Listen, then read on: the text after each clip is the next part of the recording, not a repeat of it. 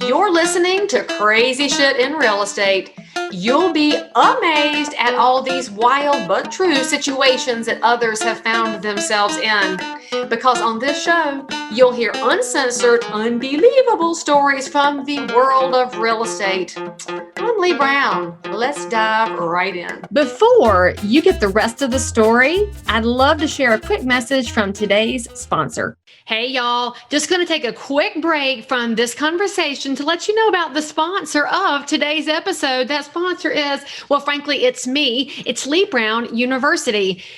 Look, it's no secret that real estate is crazy competitive, getting more so every day. And when the pie doesn't get any bigger, but the people wanting a piece of it do, you've got to figure out a competitive advantage. And that's why I created Leigh Brown University. It's everything you need from soup to nuts, cradle to grave, point A to point B, whatever point B is. Each of you has different goals. So maybe you're a new to the career realtor, or you're a super experienced pro who can't figure out that next level.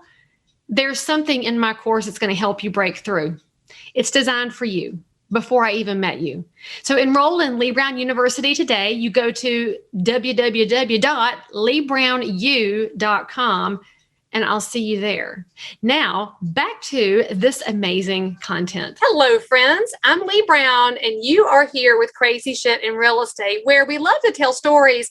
But today's episode is slightly different because we're going to talk about an educational angle and an opportunity to grow and learn about financial stability. And I know that doesn't sound exciting, but wait till you meet Stephanie Milburn and Erica Rawls and you hear about the project that they're doing to help bring homeownership, property ownership, investor ownership to more of our neighbors than ever before. You're going to really enjoy these ladies, so tune into the conversation. Make sure you check out the show notes, and I'll see you on the other side. So, Stephanie, you're going to kick it off for us a little bit today, since according to Erica, you're in charge, which I love the leadership that says we have other leaders here. Talk to them. Yes, well, I am going to kick it off today, and thank you for having us on our show to talk about house, then the car. I love the concept house, then the car, because a lot of our generation tends to buy the cars, buy the expensive cars, and they're running around with these $700-800 car payments when that's really affecting their ability to purchase a home. So we're trying to get the message out, hey, buy your house, then go buy your car. So we're not telling people don't buy a car, because we know everyone does not live in New York City where you can catch a train, catch a taxi, or anything that's really convenient and close. So we know that you need a car, but we want you to be practical about your decisions and choose something where you're paying something that's really affordable that will put you in a great position to purchase a home. So that is the message that we're trying to send out to the community, because we want you to get your house before you get a car. So let me ask you guys a question. What was your first car? Stephanie, what was your first car? So my first car was a hand-me-down. My parents gave me their Taurus station wagon. So it's not sexy. The most stylish. Okay, I don't feel bad. Yeah, it's not the most stylish. However, that year was 1997. And so I'm aging myself, but it was 1997 and it was perfect for me. So I was just happy to be driving a car. So that was my first car. Erica, how about you? What was your first car? I was going to say, at least your car exists. At least I don't think mine does. A Plymouth Sundance, does that still exist? I don't think so. I think Cash for Clunkers wiped out the last one. Yes, it was silver. I thought I was big time with that used Plymouth Sundance. I did, so.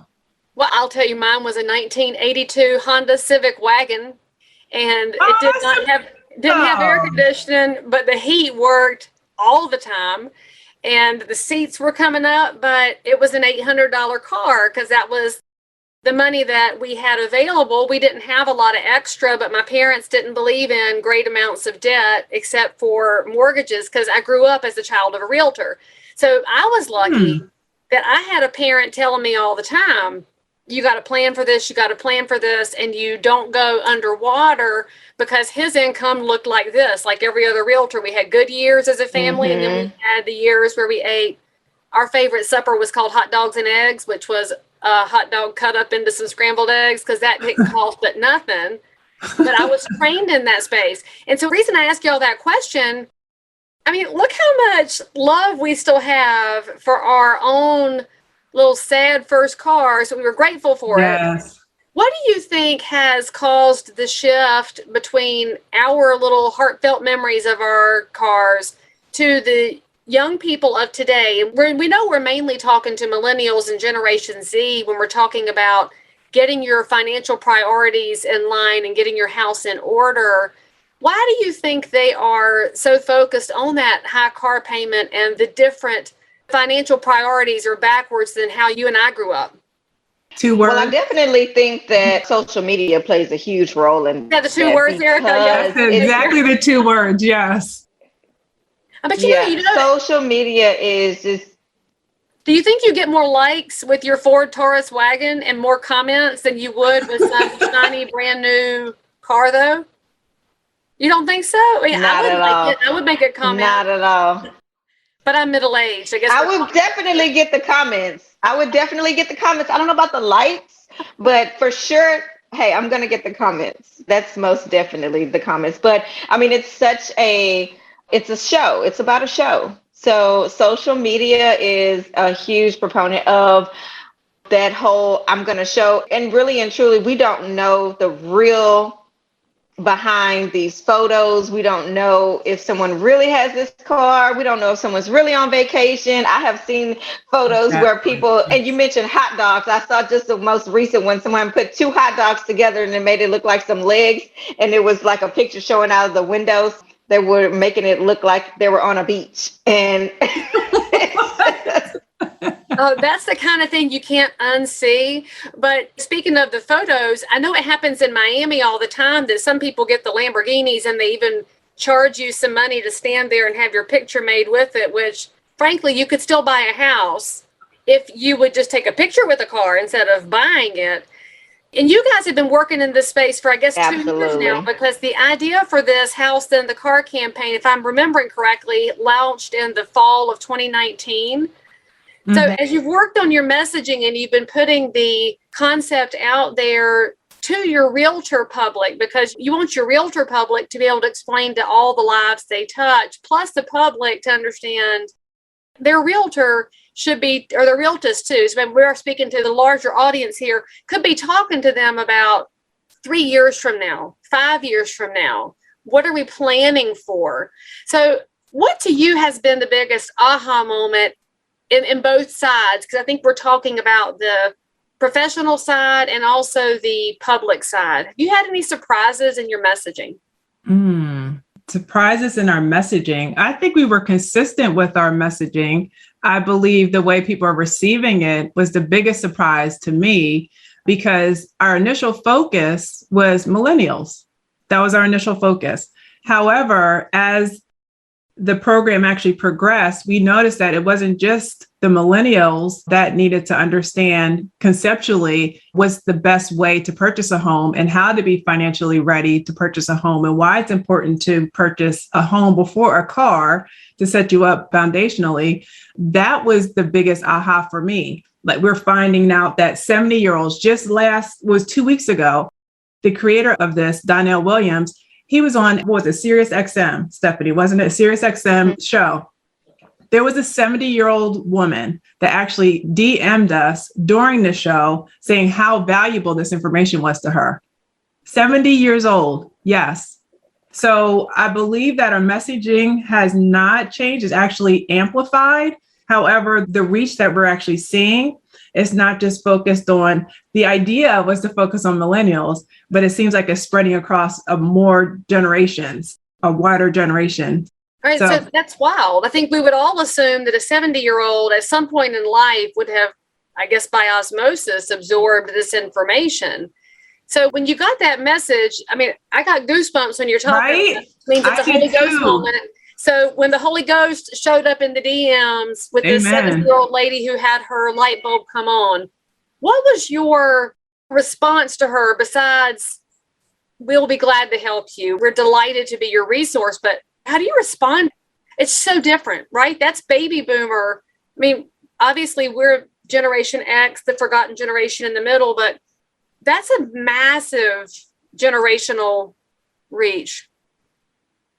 Yeah, for sure. So when we actually DM'd her, she just felt led to give us her whole story, as if like she lost her husband and she's really appreciative of what we're doing and the reach that we actually have in our community. So I was really excited about that. So I knew at that point we had more responsibility than just talking about, okay, house in the car. People are looking for help. They're looking for a resource. So that to me is just like profound. It's larger than us. It's enormous, which can make it daunting because then you feel like you're trying to solve all the problems of the world. But in reality, you guys are in this space of creating a better set of financial priorities so that people can have a different future, right? Because it's all connected to the 25-year-old making better decisions now is not the 70-year-old who later on says, I wish I had known this when I was your age. And I think we can probably all agree that there's a gap educationally in financial background. Not everybody has a history of home ownership in their family. Not everybody has a history of people who avoid debt. And not everybody has a history of being taught how to future cast and plan for something. Mm-hmm. So knowing all of those things, what are you guys seeing as the opportunity beyond the podcast? Because you guys are putting out great information, but I can see it in your face, Erica. There's like this big giant future that's beyond the podcast. How do we help our 70-year-olds not get to 70 and feel lost? And how do we help our younger generation make better decisions now in the social media world? Yeah, go ahead, Stephanie. Well, I was going to say, I mean, just like you said, it's about the education. And so it is a social media world. However, we are finding and are surprised that more of the older generation, they're taking to social media to find things out. They're all over Facebook. So they might not be the Instagram and the TikTokers, but they're definitely on Facebook. So we want to make sure that we have a platform that is based on social media. And of course, when we are able to reach out to the community and visit somewhere in person, we have not had a chance to really do that due to the pandemic, but we do have plans to go out into the community. We have plans to continue with our virtual platform. So we do have some Zoom events that are set up for the rest of this year as well. Mm-hmm. So do you see the opportunity as going into high schools and meeting with students, or is it going to the church communities? And where do you think there's the best inroads to reach people in a place where they're willing to hear what you say? Because we all know that's part of the challenge is some people are receptive to growth and improvement and some folks are not, and takes them a minute to get over here. So y'all thinking of a specific audience? I think it's definitely high schools. Yeah, definitely high schools and churches. We have already partnered with some churches, and I've been able to teach some financial literacy classes inside the high schools. So for me, I definitely think that trying to reach even the Gen Zs will help them to not be that 70-year-old. Mm-hmm. And I think it's even important to mention that it just can't just be Stephanie, myself, and Donnell. That's why we have ambassadors, because this is something that we want to do across the United States. So it's going to take more than just the three of us to get the message across. So specific realtors that are interested or realtors that are interested in becoming, ambassadors, it's important for them too, to spread the word. People that have the same objective and mission, and they understand the vision, able to cast it properly in order for us to get the message across so we can reach more people. I love that. And I love that you're using one of my favorite words with vision casting, because it's the best visual ever. All right. So let's break it back down, because we kind of went big picture really quickly, because I'm very excited about what y'all are doing, which is why Donnell and I are both like, woo! We're talking about this in November of 2019. But when we're talking to people about house, then the car, the whole premise, by the way, friends, if you haven't looked at this podcast yet, all of the links are in the show notes for this episode. So you can go link and listen, subscribe, and go get excited too, is to help people think about the future financial stability that comes from owning property, whether that's dirt, a house, a condo, a townhouse, a commercial building, any kind of real property. So when you guys are communicating with realtors who sometimes, and we love our people, realtors and realtists alike, and then even real estate licensees who aren't attached to either of the organizations, they get a little bit immediate minded and they're looking for the somebody they can help today because they got to get their bills paid too. So I'm not casting judgment, but the real estate business can be very today focused. What you're working on is tomorrow focused, next decade focused, 50 years from now focused. What's the best tip that you're giving the people in the real estate professional space to help them become an ambassador in their own right, to reach people with this message?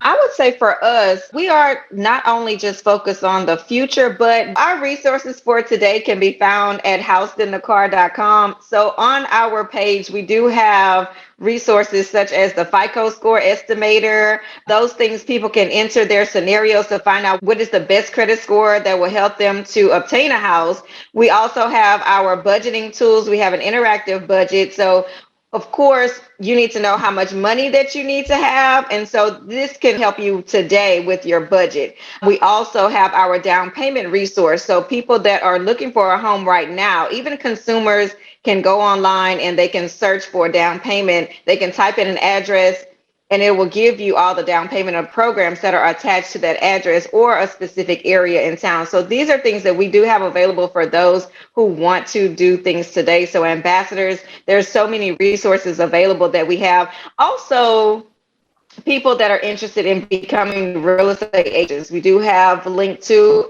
school. So, and classes that are on our website. So it's not just real estate for the future. It's not just house in the car for the future. It is today. Now we are wanting to help the community. Now we want to help the realtors and realtors right now to make a difference. So House.com has all your resources. Mm-hmm. I love that. And I should remind you too, that if you go to those resources and you've decided you're thinking about real estate as your own career and you're maybe seeing your way to help your neighbors in your community by real estate, there are so many career paths besides just the regular realtor role. There's appraisal roles. We have a major shortage of appraisers right now. So there could be a space there where as you're getting educated about your own real estate needs, or your clients are over there getting educated, they might be the next great appraiser in the market, home inspector, stager, commercial real estate person, the corporate licensed salaried real estate person. I think sometimes we forget that when we look at the entrepreneurial world of real estate, there's a zillion different pathways that sometimes don't get exposed until you've been in the business for a minute. So if you're giving great advice to somebody who's listened to the podcast and they said, you know what, I'd much rather have an Instagram post of me in front of my first rental house because that's going to get me way more excitement than just a car. What's the first piece of advice you give to the consumer who finds your information resources? Is it to check their credit? Is it to go to a financial advisor? Is it to call a realtor or a realtist? What do you think their very first step is? So you can actually take any one of those people. No, Erica, you pick one. I know the financial advisor would be great because then one, a lot of people don't have a financial advisor. So just having a financial advisor would be great. The sooner that you start, the quicker you're going to become a millionaire or how many heirs you want to be, right? Because then they'll be able to set you up with all of your assets. So financial advisor, I think, would be the best one. So if you're listening to this, that would be my suggestion. Then after that, you want to figure out, okay, so I want to build my portfolio because you're talking about investments, my first rental. So how big of a portfolio do I want? How much is that going to cost me? What's going to be my down payment? Right? So the financial advisor can help you. Then hopefully that financial advisor has a great relationship with the realtor. I know I have a couple of financial advisors I have great relationships with. So it's a give and take. Oh, I have a great realtor that you should be able to meet. So sit down with your realtor, have a buyer consultation, and they'll be able to talk to you about what steps you can expect at each stage of the home buying process, whether it's investment property or your first residential home. I love how everything you said, Erica, dials right back to education. Yes. And I'll point out that if you are not a real estate professional and you're listening to this, you want to make sure that your professional realtor relationship is somebody that consults you before they take you somewhere. Same thing with your financial advisor. Say it again. If you don't have one, you might only have $50, but you can still get professional counsel from somebody with an eye for your future growth. They're vision casting with you. Yes. But if you run into a financial advisor who tells you not to do real estate, you need to run as quickly as your feet will take you, because real estate is a very important part of an investment future, because it's the one investment you can sleep in at night and that you can bring people through. But I mentioned investments. I have to show y'all this young man. So his parents are clients of mine. He graduated from high school this year. I love him. And look at his little skinny pants. I don't understand this style with the high waters and no socks. But I love him. And I sent him his little graduation present and wished him all the best. And said, I can't wait to help you get your first house. And he said, well, Miss Leigh, I'm going to have 2 houses by the time I'm 25. And I said, love it. He's already, because he has parents who are investors and who have shown him, like, they've allowed their kids to be in the room during the house conversations. Mm-hmm. He's thinking of an empire, because I look at everybody's rental houses as an empire. So what advice do you give to parents of young people, whether they're tinies or they're just graduating high school, like my boy Michael here? What would you tell parents about the information that's available and how they can help guide the next generation forward? Because I don't know about y'all, but a lot of our peers didn't have open money conversations at home. It's a very uncomfortable topic, and people they're so lost in the world when it comes to financial management. Do you have any advice for parents? Before I answer that, Leigh, I do want to mention that beginning in September, we will have our Financial Fact Fridays coming back, and we do have access to a financial advisor. So I'm glad that Erica did mention speaking to a financial advisor before you start any process. So House in the Car will have a financial advisor every Friday giving out information. And so this is something that parents can listen to. The parents can link up. This financial advisor is licensed in, I believe, 8 states. And she can refer you to other financial advisors around the country, because we definitely want to start at the financial level first. So parents, I would say my advice to you is to have those conversations. So whether or not it feels or seems difficult, have those conversations with your children. Start them on a budget when they're doing chores or when they're doing well in school, or just if they need to do any type of, Mom, I want to go to the school dance. Well, how much does that cost? So it's going to cost this amount. Okay, we'll put them on a budget so that they can earn those dollars, and then they'll have that mindset going forward. And then they'll be ready to say, okay, you know what? I think I can purchase my home. I have my mindset on this budget, and they're already wanting to do that. They're already wanting to say they want to grow their financial portfolio. Mm-hmm. I mean, amen. So make sure you guys, again, all of the links are in the show notes. Go follow and subscribe. And maybe you should turn these into some family podcast listening times when you have an opportunity to have really important conversations that change everything for the future. And when we look at the future, we look at the numbers, and you guys know the stats as well as I do. The African-American homeownership rate way lags the average rate on the whole. How much of that do you think is attributed to educational gaps and a lack of financial conversations about priorities? I wouldn't say it's anybody's fault, but in households, people don't have conversations. In schools, we don't teach this stuff because I just don't know why they don't have more budget and credit score talk in high school, period. But there's all these gaps. Do you think that's contributed to the homeownership gap? Absolutely. Absolutely. Yeah, I would say it does. And I think that it's really important. One thing that I learned when I was growing up, just me personally, my parents would talk about finances, but it was only high level. They didn't want to get into the dirty stuff, meaning I would love to know the mistakes that they made. right? So because of that fact, I always made sure that I told my children about the mistakes that we made so that they can avoid them too. And let them know that, hey, you may fail or you may mess up, but you have to fail forward. So that was one of the big things that I picked up from my parents. Love them to death. They did a great job raising me. But, I always wished I knew the dirty stuff about finances and because you would hear, oh, well, you got to put money in the bank before that check bounces. Well, I literally thought a check was rubber. I'm like, it's going to bounce? What does that mean? For the longest. So just having those conversations is really important. And I believe that would actually narrow the gap. But one thing you have to keep in mind, millennials nowadays, they do a lot of research online. They do. So they're coming already prepared, unlike we did, because we didn't have the internet.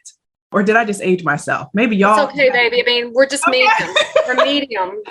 Right. Yeah. So they have the internet. So they learn these things. So they're more educated. They come prepared. They have the 20% down. More on average, people have about 7%, 3.5% down.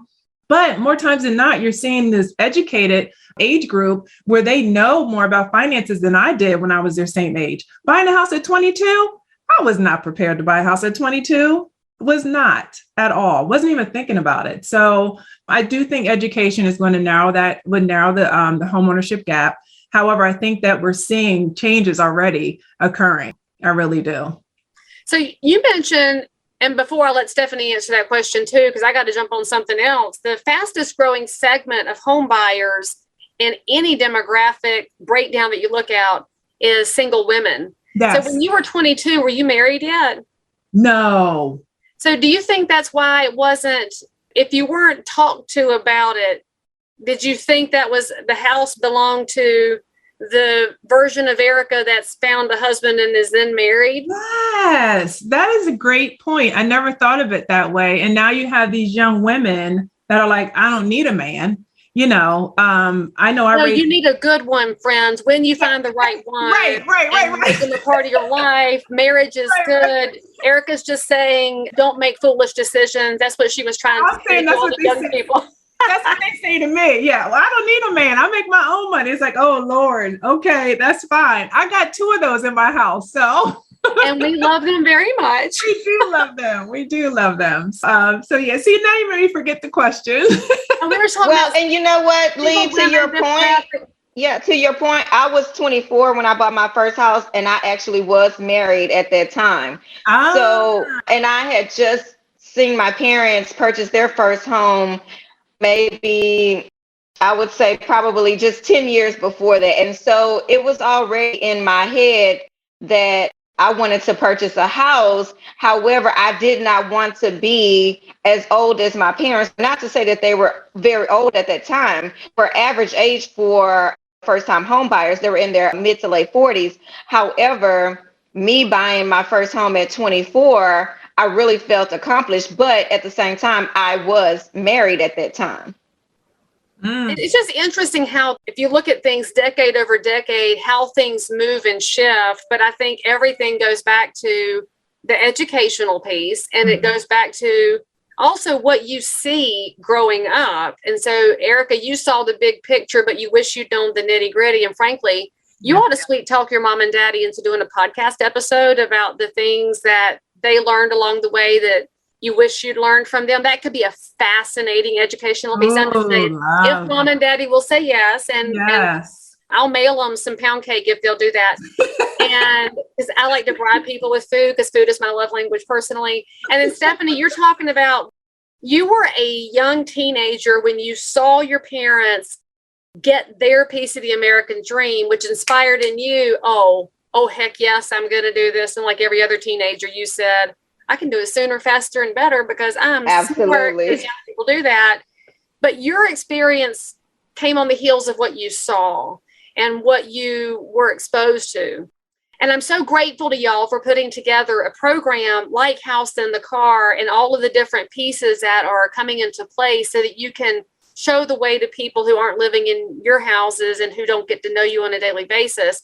So if somebody's watching or listening to this episode and they want to be a part of this movement, they want to be an ambassador, they want to be part of your team of educators out in the world, how do they become a part of that program? Are you accepting new ambassadors right now? And what's the process look like?